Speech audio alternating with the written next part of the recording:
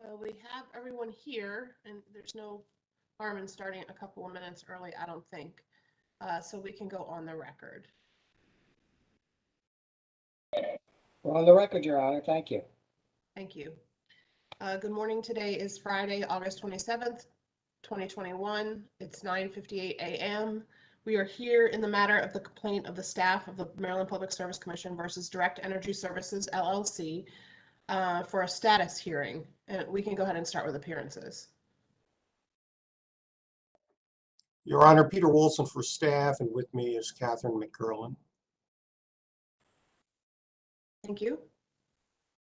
Your Honor, this is Brian Green for Direct Energy, and with me is Eric Wallace. Thank you.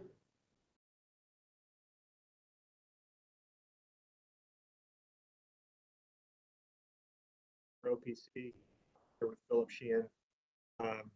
I'd like to enter my appearance in this matter. Thanks. Could you repeat that, please? I didn't get you.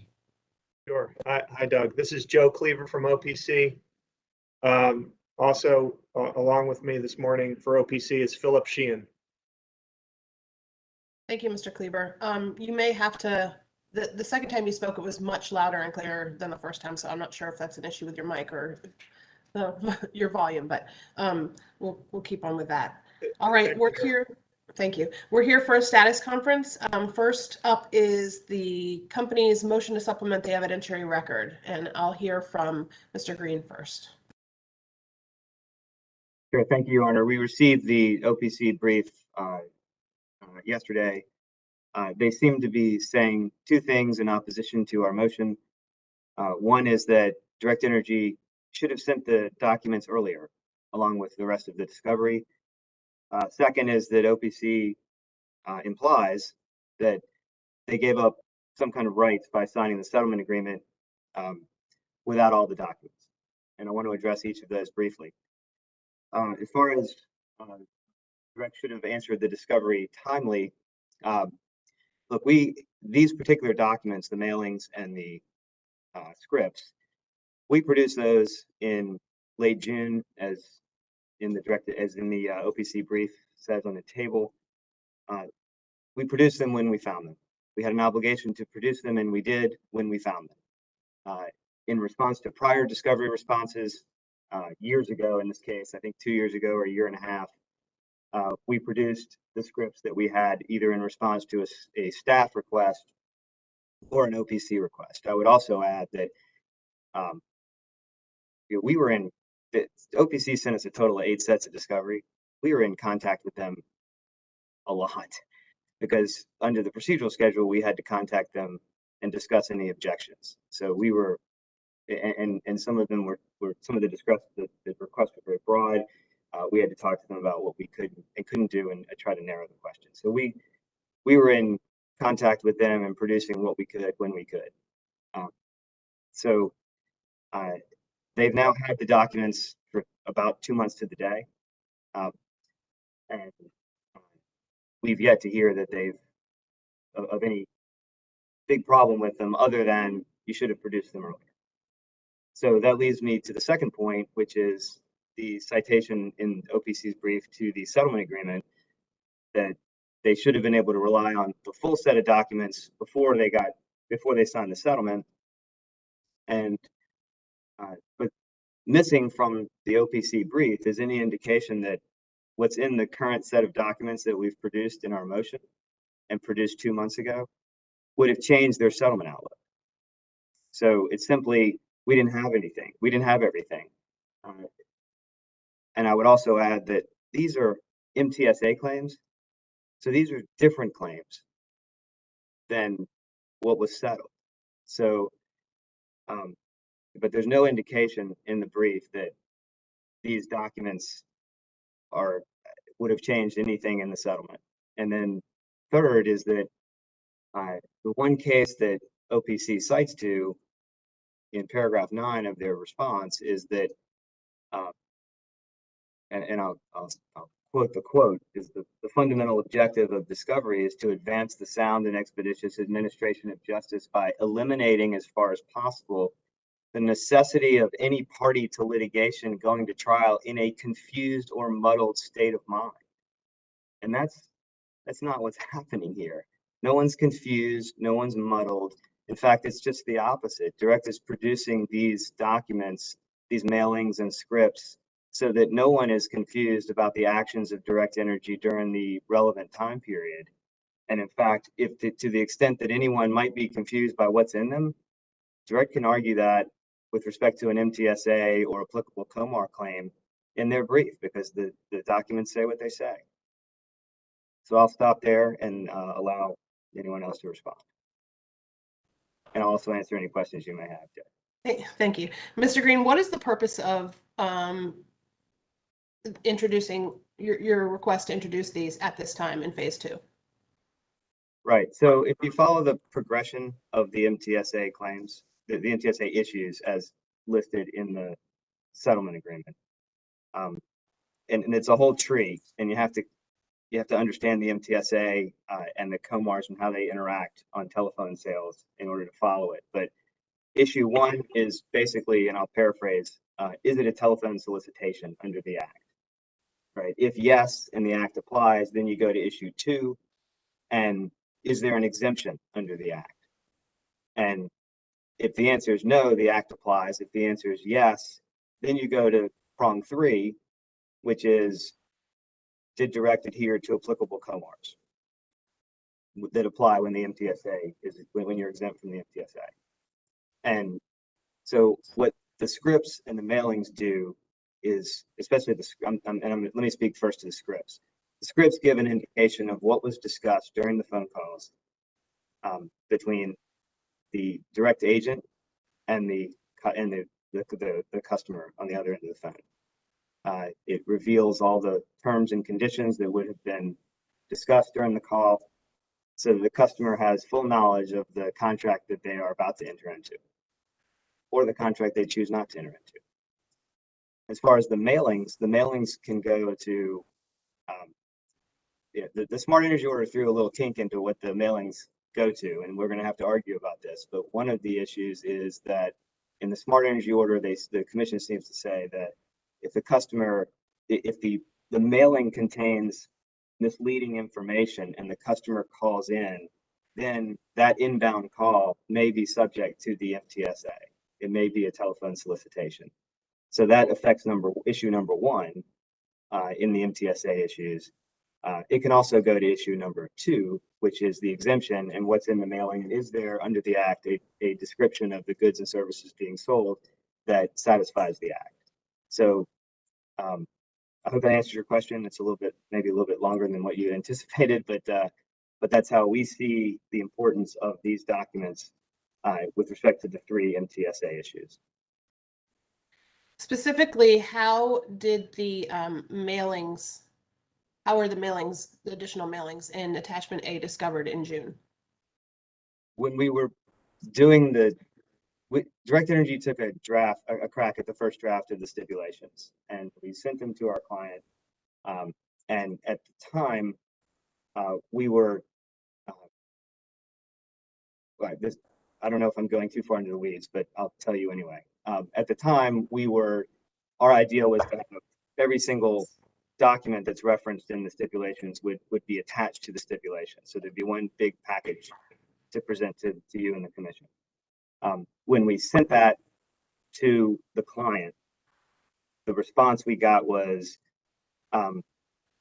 why haven't, there's others, and there's been some changeover with NRG coming in and so forth. So the response we got was basically, these are not all the mailings. This is just 2019.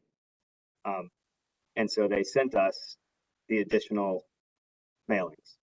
So that's when we got, that was in June. We made OPC and staff aware of it because we knew these were discovery requests and we had an obligation to produce those. And that was, I believe, June 28th, we posted them to the box folder and notified OPC and staff that we had them. Okay, specifically, how were the additional telesales scripts discovered in July?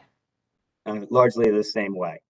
I mean, there was nothing, there was nothing where people that we were dealing with at the time when we made the production knew and didn't produce them. It was simply when we sent the stipulations in, and they said, I think we have additional, where are, I think there are other inbound telephone scripts or something like that. And so it all came out as the stipulations were coming in, as we were, as we were finding out from the client that there were additional documents. With regards to the mailings in attachment A, there are dates on each of those. But with regards to the scripts in attachment B, I don't see any dates on those. Do you know what the So- timeline is for those? Right. So some of the scripts I think do have dates towards the end. There was one, and I was going to bring this up later if the motion was granted. With respect to the scripts, what we realized was a couple of days ago was when they were converted to make a complete package for filing. There are some of the scripts have dates on the bottom of them of when they were last updated. Some are still on there, but some, for whatever reason, that information got omitted. So what we were going to do was offer to refile the exhibits and also put base numbers on them to make them a little easier to follow. And to make sure, because there are some of the scripts do have dates of when they were last updated on the bottoms of them. They did not transfer over to what was filed. Do we know when each script was created and during what period of time it was used?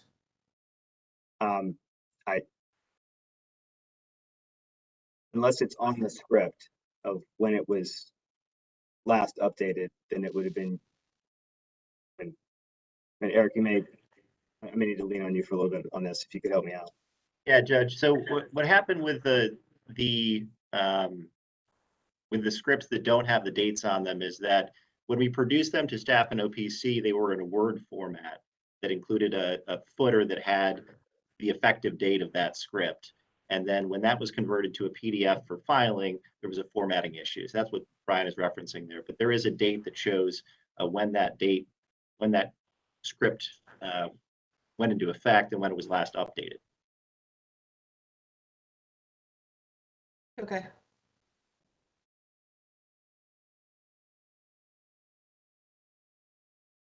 Lastly, attachment C, the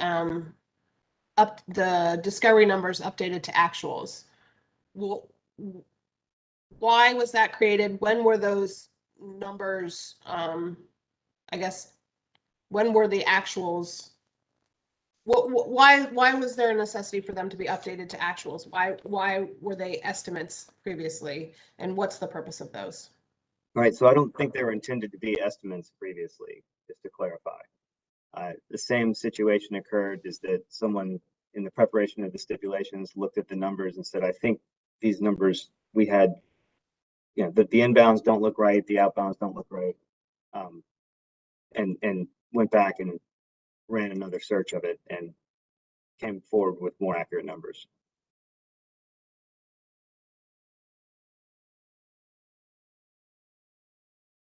Okay, do you have anything else to say on your motion based on my questions? I do not at this time. Thank you. Okay, I'll turn now to staff. Thank you, Your Honor. Just a couple of things. First of all, regarding Mr. Green's characterization of what the scripts discuss as telling us what took place in the phone call. The scripts, of course, don't do that. A tape of the recording might, but the scripts merely tell us that the company had scripts that had a suggested telephone conversation. We don't know what happened exactly, whether these agents adhered to that script or not, and I would be surprised if they did. But as far as the OPC motion goes, that does not address the updated customer numbers at all, as far as I could see. So I don't know if they're objecting to that or not. As far as the other documents, the scripts and the mailers,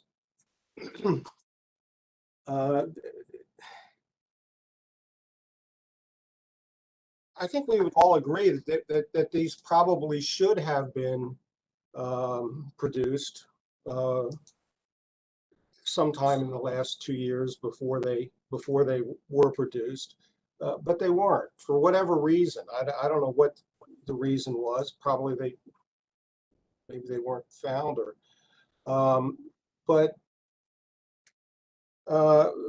we have them now, and if you have a discovery dispute and a violation of a discovery, I mean, that a typical remedy is to bar admission. But in this case, it seems to me that really doesn't address them being produced late.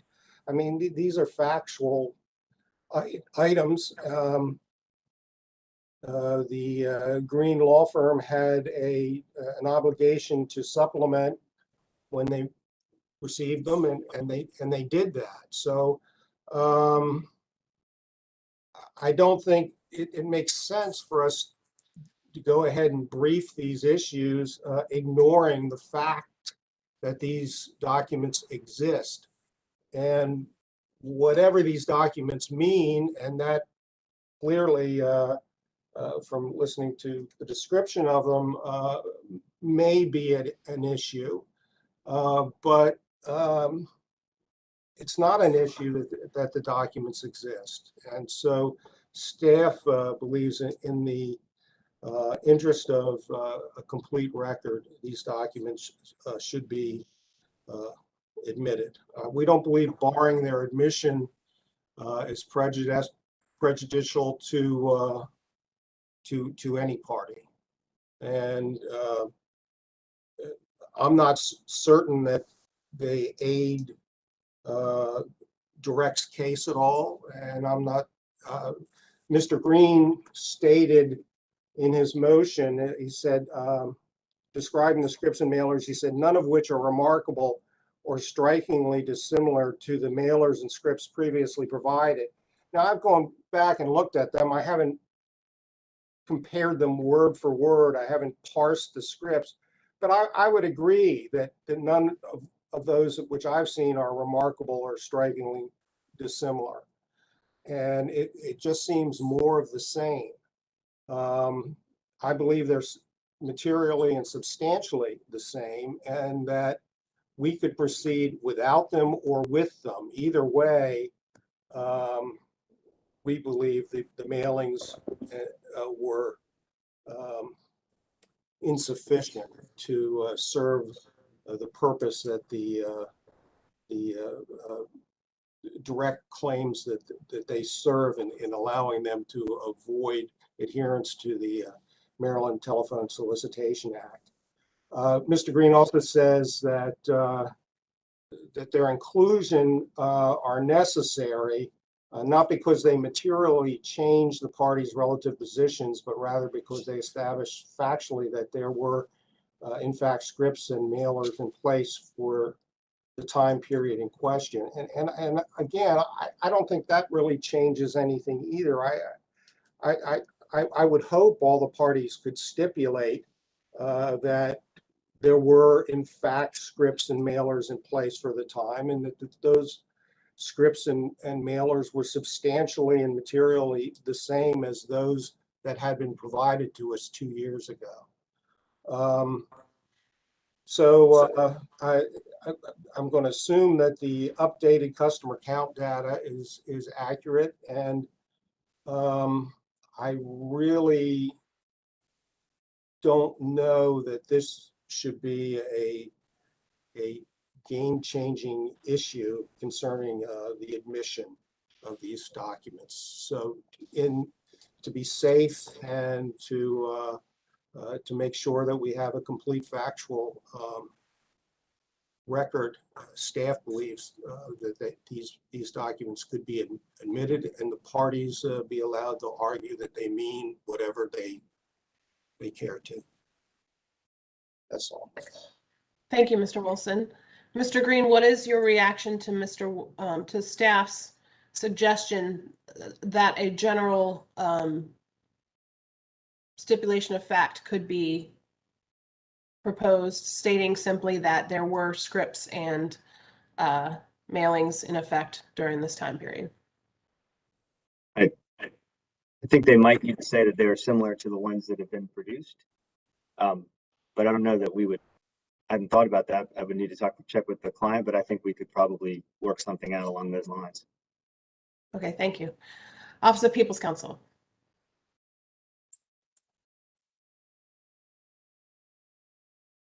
You're muted. Mr. I think you're muted, Mr. Cleaver. Screen's telling me I'm not muted. How about now? Now I can hear you. Your mic might be directional. You might have to face directly into your computer. This is why I'm doing this hearing from home and not from my office. I use the same computer here that I do at home. What? How about now? Does that sound okay? Sounds good. Okay, thank you.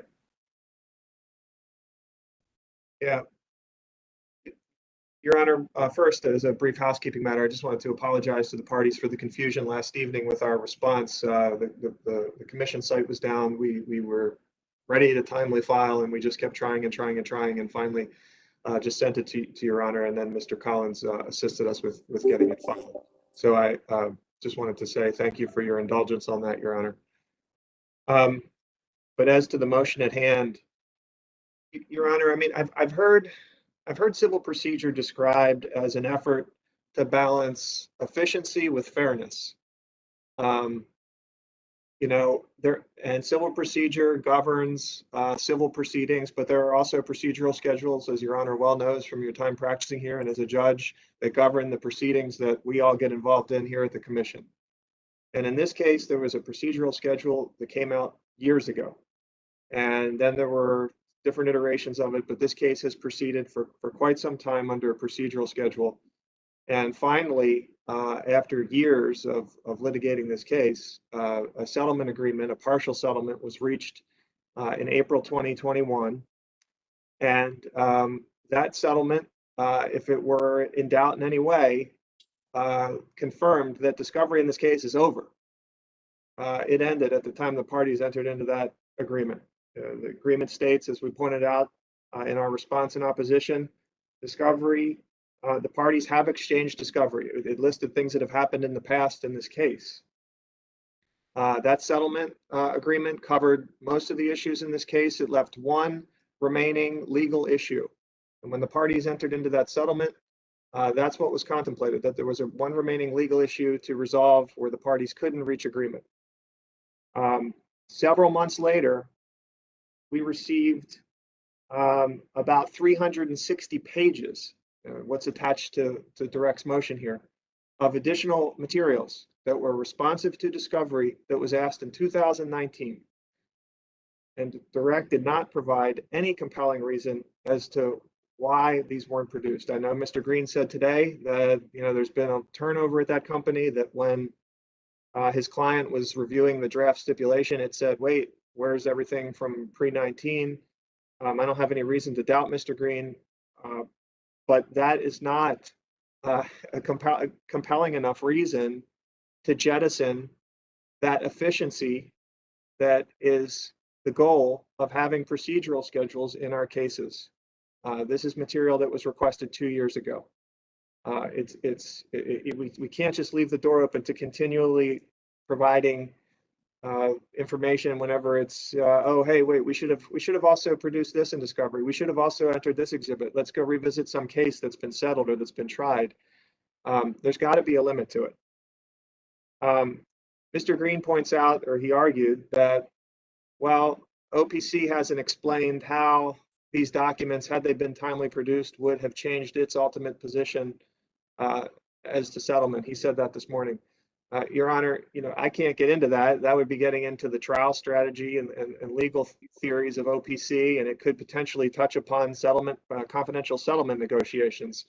That's not the point. The point is not, OPC, in order to defeat our motion, you have to prove that this would have changed your settlement position. The point is that we don't want to be asking those questions at this stage of a case. And again, that's why civil procedure exists, to balance fairness and a complete record, but with the equally important goal of efficiency in adjudicatory proceedings. And there just has to be a limit. Your Honor, some of the things I heard from Mr. Green in response to your questions today just underscore how the target continues to move here in this case. The record continues to shift at this 11th hour stage of the case when the case has largely been settled. Your Honor asked about dates on scripts, and we heard Mr. Green talk about, well, they may be we're offering to refile them. He said something about how something was discovered a couple days ago. As for the issue with the numbers, and by the way, Mr. Wilson said he wasn't clear whether we opposed that. Our response in opposition asked that the entire motion be denied. So if it weren't clear, granted, we did not discuss that in detail, but OPC opposes the entire motion.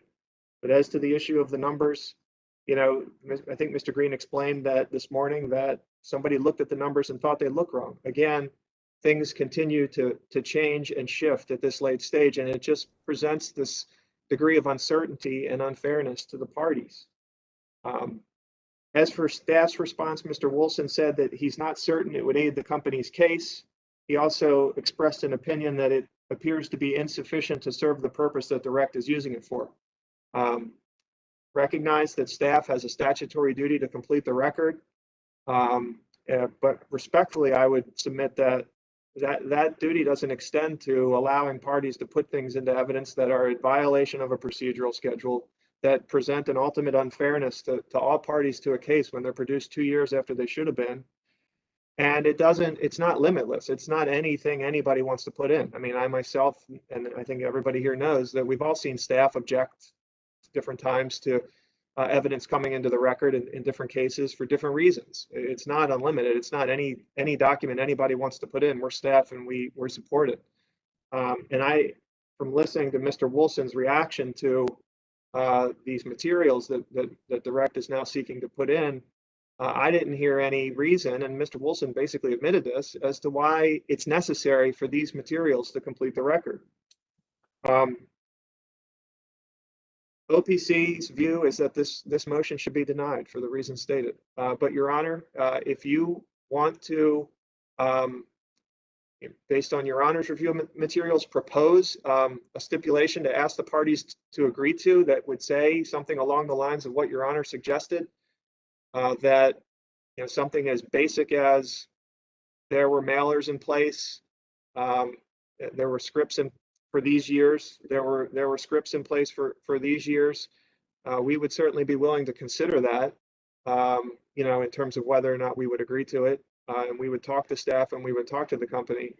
But we've already, of course, tried to reach a stipulation. We did. We were successful. It was a cooperative process by and large, except for this, this wrinkle that was thrown in, or a wrench, or whatever you want to say, where we got these reams of information that we just couldn't agree to as part of a stipulation.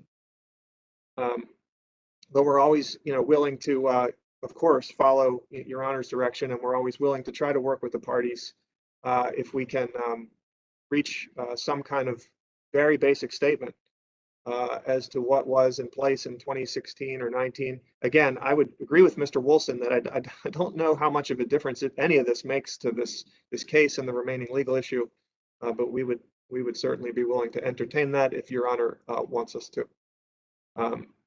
But for the reasons stated earlier, Your Honor, we would ask that the motion be denied. Thank you.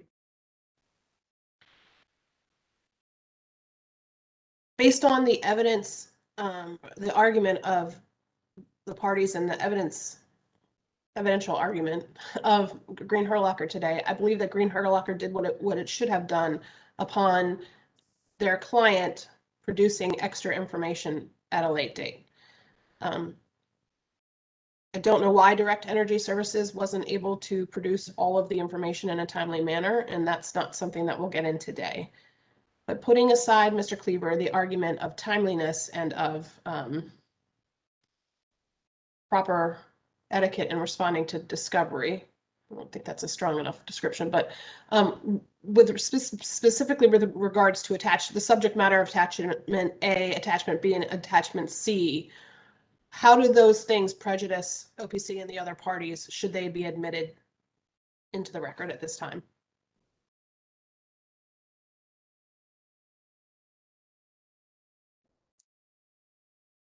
mean, I can't, well, for one, I don't have Miss Baldwin on the stand right now to say, if I had done this, I might have said this, or something like that. But it's certainly a question that's raised when something like this happens, regardless of what the evidence is. I mean, when you've got something directly responsive to a discovery device, and it far exceeds in terms of its volume and its breadth what was produced in response to the discovery device when it was due. Long after a testimony's been filed, a hearing's been held, a partial settlement, it raises this question of like, well, what would we have agreed? Not so much as to what it says now, but had we known at the time, as this point was raised in the response yesterday, had someone come along and said in April, just 4 months ago, oh, by the way, in a couple months you're going to get this huge document production that is responsive to these 3 data requests served in 2019, and Direct's going to try to supplement the evidentiary record with it, and that was all you knew. You wouldn't have signed that settlement agreement 4 months ago. So again, that's kind of, I think, the larger point. I can't speak to whether that would have at a substantive level. I can't say, well, we wouldn't have signed it if we had had this. I mean, I don't want to go there and revisit that and get back into that. But the prejudice, Your Honor, is that as Mr. Green said, there's as his answers to your questions revealed, there are additional questions. Apparently, there's additional updating that needs to happen, and just as a matter of procedure, it presents a number of concerns, difficulties, and additional. It'll require the exhaustion of additional resources for OPC. Of course, that said, I again would not dispute Mr. Wilson's skepticism as to whether this really changes anything at the end of the day. But to be honest, Your Honor, I have not read every word of all 360 pages of the documents. And before conceding, absolutely, it's all irrelevant, and it's no prejudice to me, and it doesn't mean anything. I haven't read every word of all 360 pages, and we the point is we none of us should have to at this stage of the case. We have one legal issue that's been carved out remaining. Thank you, Mr. Cleaver. Mr. Green, any last words? Just very briefly, look, we produced them, as I think we're all on the same page. Mr. Wallace and I felt we had a legal and ethical obligation to make the production. Mr. Green, can you lean in a little bit close, because you keep cutting out on me.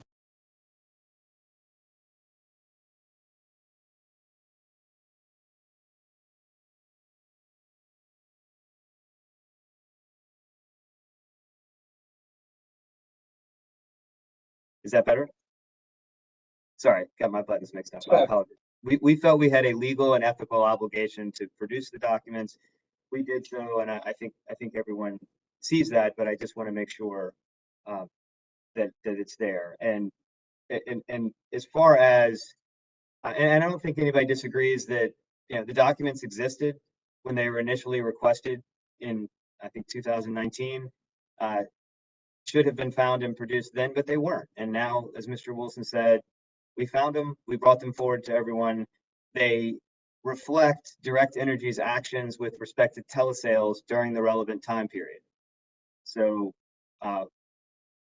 we do think that if the commission is going to consider, primarily at OPC's request, that Direct Energy either be forced to drop its customers to SOS and sales service, that they have to pay refunds or re-rates, and that they incur a civil penalty based on telesales issues, then the commission should have all the facts before it to make that decision.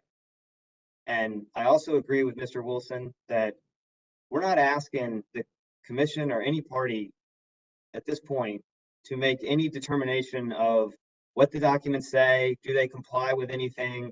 We're just saying, which was the point of the stipulations to begin with, here are the documents, and then let the parties argue what they want about those documents. And so we feel like this, having a full and complete and accurate record is what this case was intended to be, especially on these remaining MTSA issues. And there's still no indication, and the parties have had the documents, the OPC and staff have had the documents now for almost 2 months to the day. And they still can't say, OPC anyway, that there's been any prejudice to their position. So a lot of these documents, yes, it's 300 plus pages, but they're mailings. A lot of them are the same, just different utilities. So that's why they're so voluminous, because Direct did a lot of mailings and they're for utilities. So after 2 months and a response to a motion and an oral argument, I would think that if someone felt they were prejudiced by the documents, they would come forward and say it. And I understand the importance of procedural schedules. I do not disagree at all with what Mr. Cleaver said about following procedural schedules and how important they are and so forth. But I hope that Your Honor and the parties and the commission understand that I'm not saying these documents help us or hurt our Direct Energy's position. I'm just saying, here they are. We have an obligation to bring them forward. We think the parties ought to consider them one way or the other and let the parties have their say about them. But the company deserves to have a full and accurate record of their activities before the commission to make this ruling.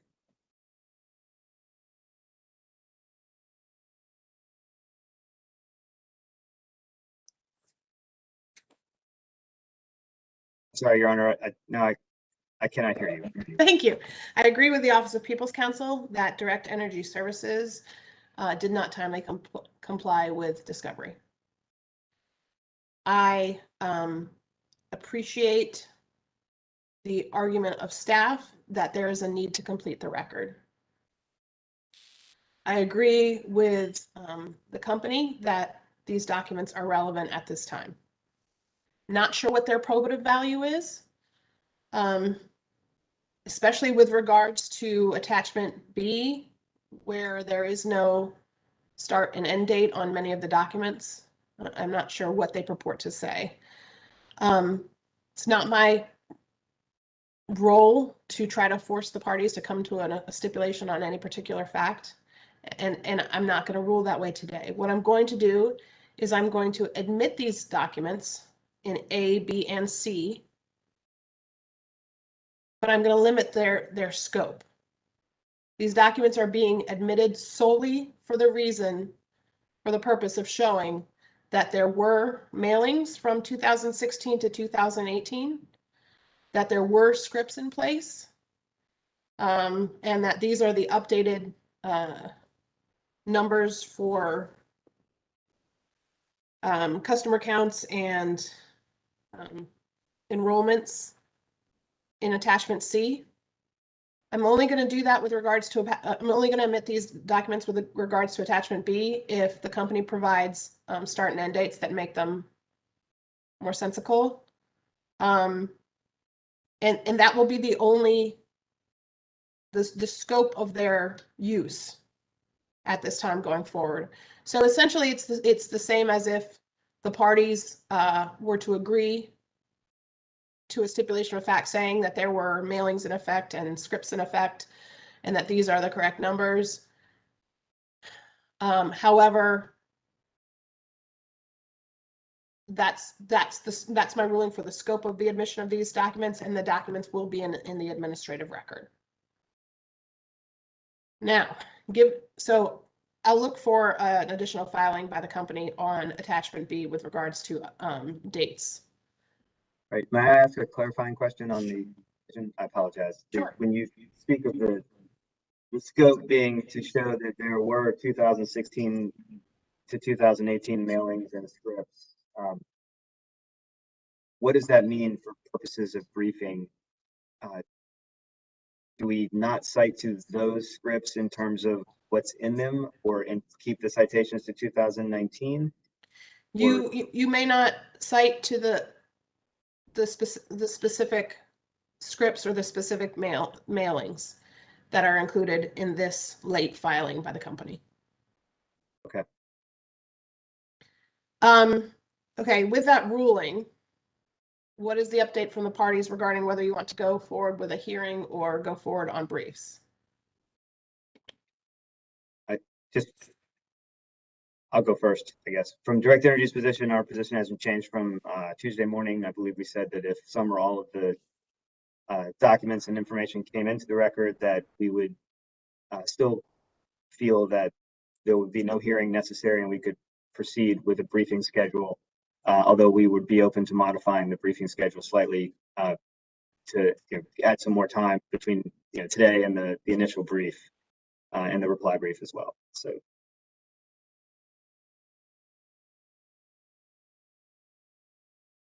Staff or OPC?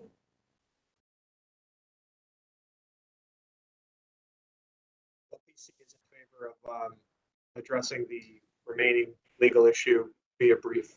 Not, OPC doesn't see a need for a hearing.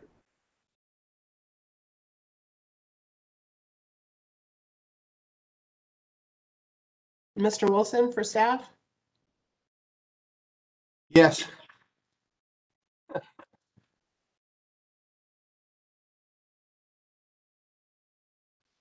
Mr. Wilson, I'm going to unmute you.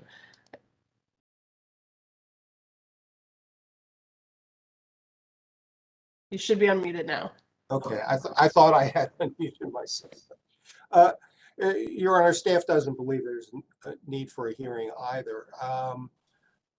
I think that this has sort of put us off our schedule for getting the brief out. And I mean, we could adhere to the original schedule, but I would suggest that we adhere instead to the briefing schedule that was suggested as if there were an evidentiary hearing.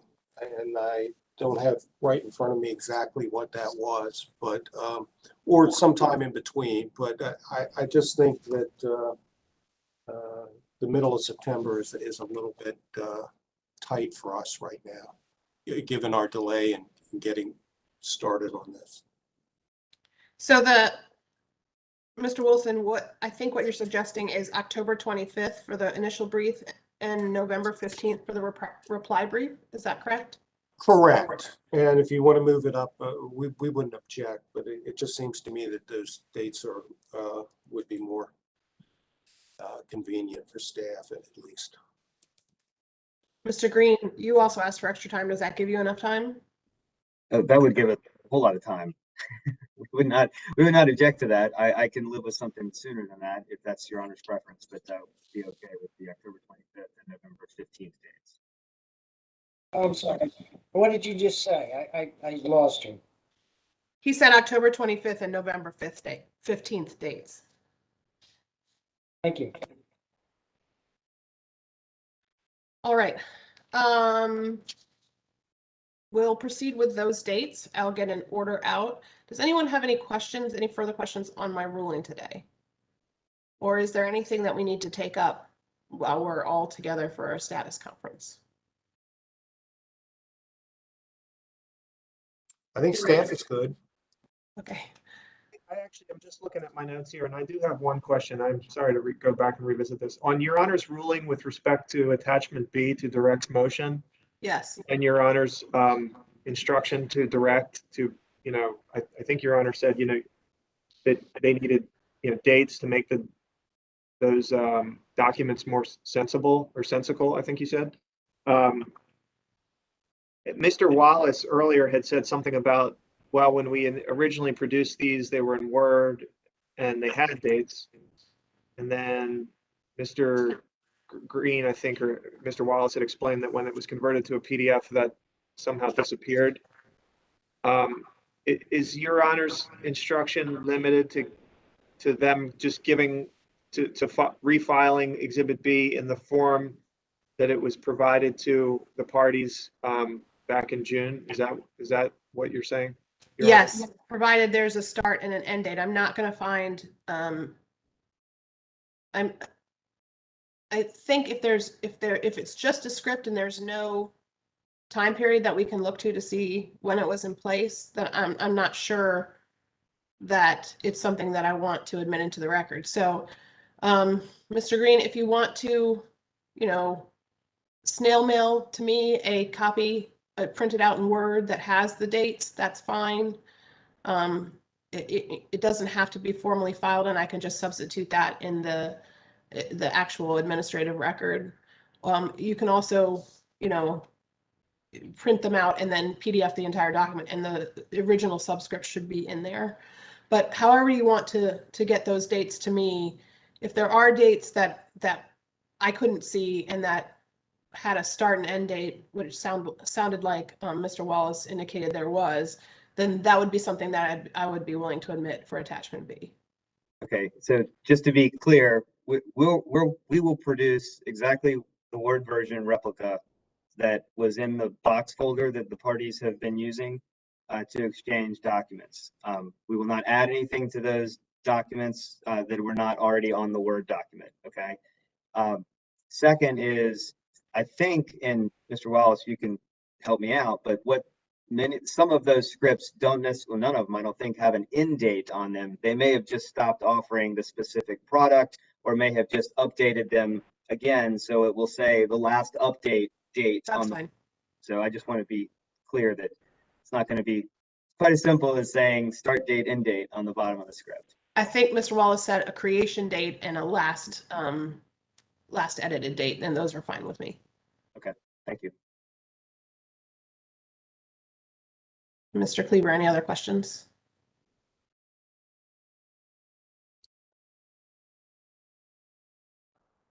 What? Can you hear me? Yeah, start again. I do have one more question. Am I clear now? Yes. Thanks. And Your Honor, I'm sure you'll shut me down if you don't want this to turn into a cross-examination. But I guess I'm just wondering, as I listen to this, are those dates that appear on the Word document in the box, are those dates that were on the document when it was created and then updated, or are those dates that that somebody in the last, in either Direct Energy's counsel or somebody from Direct Energy in 2021 typed into the document? Those were dates that were on the documents when Green Herlocker received them. And some of those dates are on the current documents that were produced with the motion and were produced, all of the dates were produced 2 months ago and have been in the box folder. Sorry, Joe, I can't hear you. I'm sorry. I'd say thank you, Mr. Green.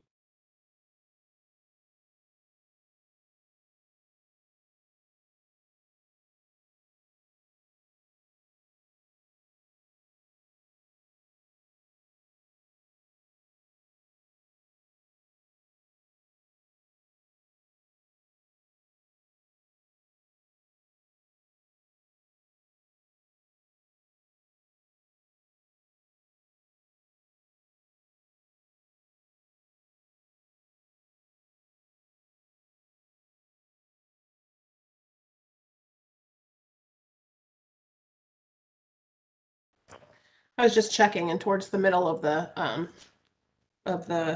documents and attachment B, I did see one where there was a date with a date published, a missing date, and then a last